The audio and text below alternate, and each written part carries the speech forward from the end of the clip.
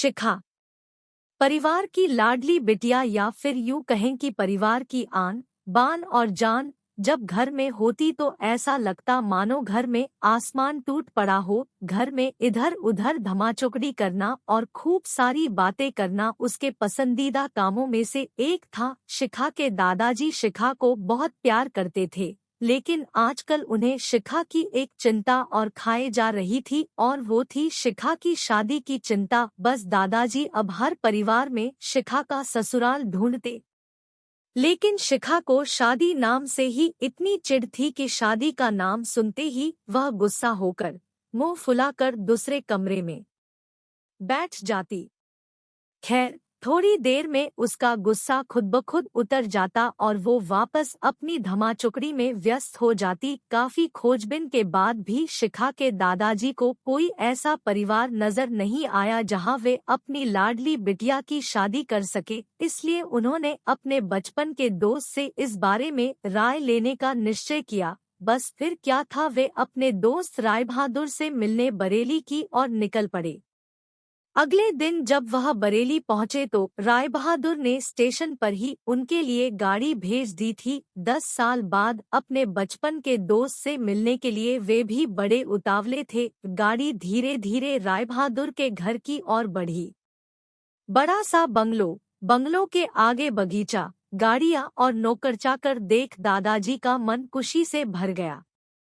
इन 10 सालों में राय बहादुर ने कितनी तरक्की कर ली है।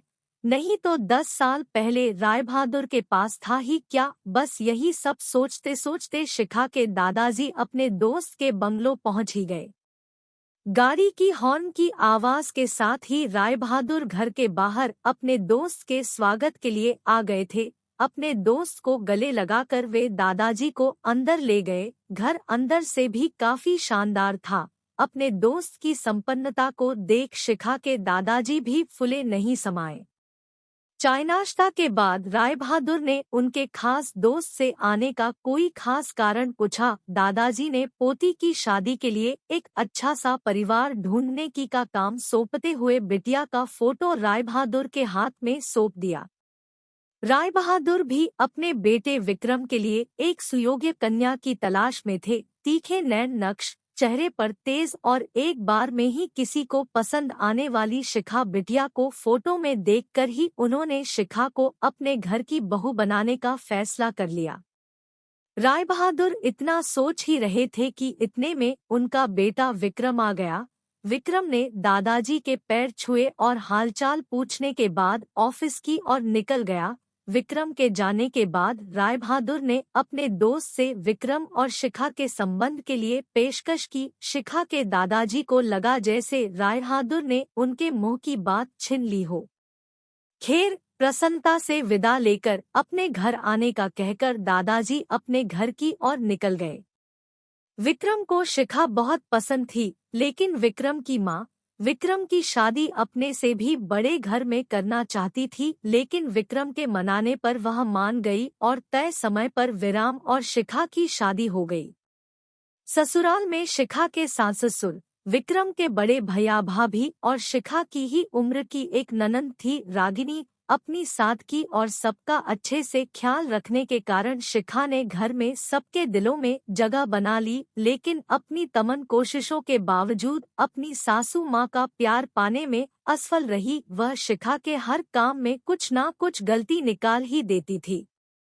अपनी शादी की रात को ही विक्रम ने शिखा से साफ साफ कह दिया था कि घर के किसी भी मामले में मैं बिल्कुल नहीं बोलूंगा, ना तो मैं किसी बात पर माँ से बहस करूंगा और ना ही तुम्हारा साथ दूंगा। तुम्हें अपनी समझदारी से ही काम लेना होगा।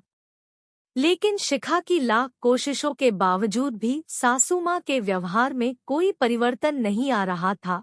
शिखा की ननद जरूर उसकी माँ से शिखा भाभी के प्रति इस तरह के व्यवहार पर उलझ जाती, लेकिन इससे भी केवल बात बढ़ने के अलावा कुछ नहीं होता। इसी तरह करीब 1 साल निकल गया। शिखा और विक्रम को जुड़वा बेटियां हुई। यह समय शिखा के लिए अग्नि परीक्षा का समय था।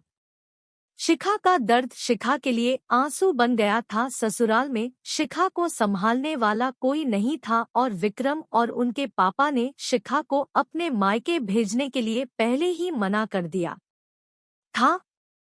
एक दिन रागिनी कॉलेज से आई तो उसने सभी को कॉलेज के सालाना कार्यक्रम में आने के लिए कहा और यह भी कहा कि कॉलेज में उसकी भी 2 प्रस्तुतियां हैं, इसलिए आप सभी का चलना बहुत जरूरी है। खैर, ना चाहते हुए भी शिखा को अपनी दोनों जुड़वा बेटियों के साथ रागिनी के कॉलेज जाना पड़ा। कार्यक्रम की शुरुआत में गीत संगीत की कई प्रस्तुतियां हुई। उसके बाद मॉडलिंग राउंड शुरू हुआ। दर्शकों ने तालियों के साथ सभी का उत्साहवर्धन किया। मॉडलिंग में रागिनी ने भी हिस्सा लिया था। आखिरी राउंड में रागिनी के साथ 4 और लड़कियों को सिलेक्ट किया गया, जहां सभी से जज द्वारा एक एक सवाल पूछकर विजेता घोषित करना था। सवाल जवाब का दौर शुरू हुआ। इसी कड़ी में जज साहिबा ने रागिनी से सवाल पूछा, अगर घर में तुम्हारी माँ और भाभी में से किसी एक का साथ देना हो तो तुम किसका साथ दोगी? पूरे सदन में खामोशी छाई थी। सभी रागिनी के जवाब की प्रतीक्षा कर रहे थे। तभी रागिनी ने थोड़ा आगे बढ़कर कहा, अगर भाभी सही हो तो अपनी भाभी का। जज साहिबा ने आगे पूछा, क्यों? रागिनी ने जवाब दिया, क्योंकि मुझे भी कल किसी की भाभी बनना है। जवाब सुनते ही पूरे सदन में तालियां गूंज उठी। सभी रागिनी की सोच और उसके सटीक जवाब की प्रशंसा कर रहे थे। रागिनी को विजेता घोषित किया गया। पुरस्कार लेने से पहले रागिनी ने सभी से कुछ कहने के लिए माइक थामते हुए कहा, हर बेटी अपनी माँ से बहुत प्यार करती है और माँ भी अपनी बेटी के दिल के सबसे करीब होती है। इसी तरह हमारे घर की बहुएं भी तो किसी की बेटियां हैं। आज हम किसी की बेटियां हैं, कल से किसी की भाभियां और बहुएं बनेंगी। अगर कल से हमें कुछ दुख हुआ तो हमारी माँ को भी दुख होगा और इसी तरह हमारे घर की बहू को दुख हुआ तो उनकी माँ को भी दुख पहुँचेगा और इस दुनिया में किसी भी इंसान को किसी की भी माँ को दुख पहुँचाने का कोई हक नहीं है। इसीलिए हर सांस अपनी बहू को अपनी बेटी समझे तो आगे चलकर उनकी बेटी भी खुश रहेगी। रागिनी के इतना कहते ही पूरा सदन एक बार फिर तालियों की गड़गड़ाहट से गूंज उठा।